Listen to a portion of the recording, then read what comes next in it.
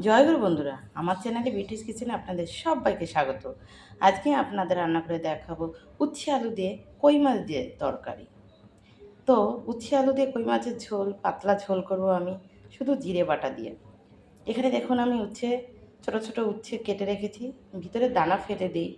দানা ফেলে দিয়েছি দেখুন, কোনো উচ্ছের ভিতরে যেন দানা নেই, একদম কচি। দেখেছেন, ছোট দানা তাও ফেলে দিয়েছি। আর ওটা একটা বড় আলু দিয়ে দিয়েছি।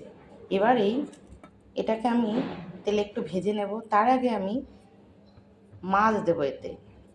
এখানে দেখুন আমার 3টে কই মাছ ছিল ফ্রিজে। তো এই ফ্রিজ থেকে বের করে 3টে কই মাছ দিয়ে কী করবো, তাই আমি উচ্ছে আলু দিয়ে এই 3টে কই মাছ দিয়ে তরকারি করব। আমি এই মাছ ভাজার জন্য দেখুন আমি কড়াতে তেল দিয়ে দিয়েছি। তেল আমার গরম হয়ে গেছে। আমি মাছটাকে একটু ভেজে নেব।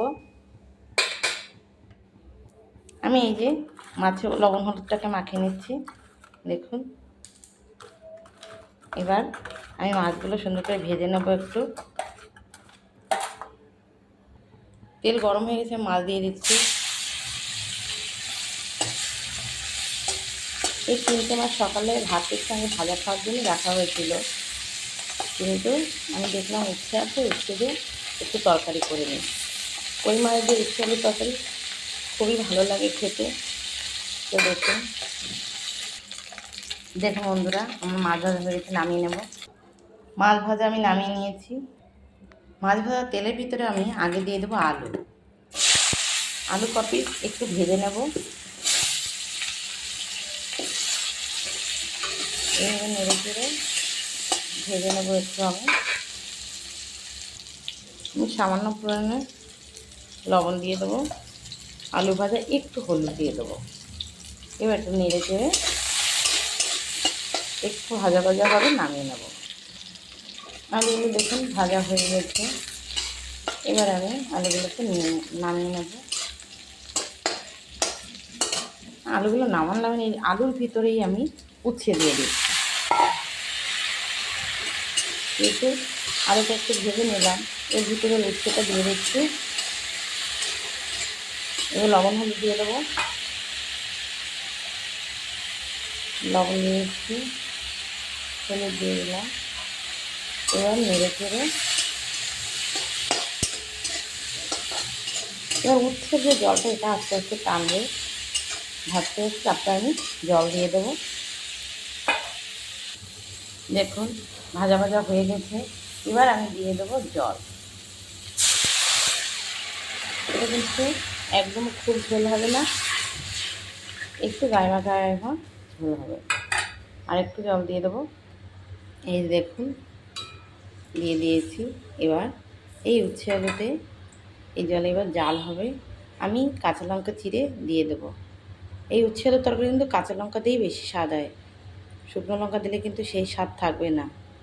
আর উচ্ছেতে তো উপকার আছে, উপকারটাও কেটে যাবে শুকনো লঙ্কায়। তো কাঁচা লঙ্কাই দিয়ে দেবো আমি চিড়ে। দেখুন বন্ধুরা কী সুন্দর ঝোলটা, কী সুন্দর জাল হচ্ছে। তো আমি এবার দিয়ে দেবো কাঁচা লঙ্কা চিড়ে রেখেছি।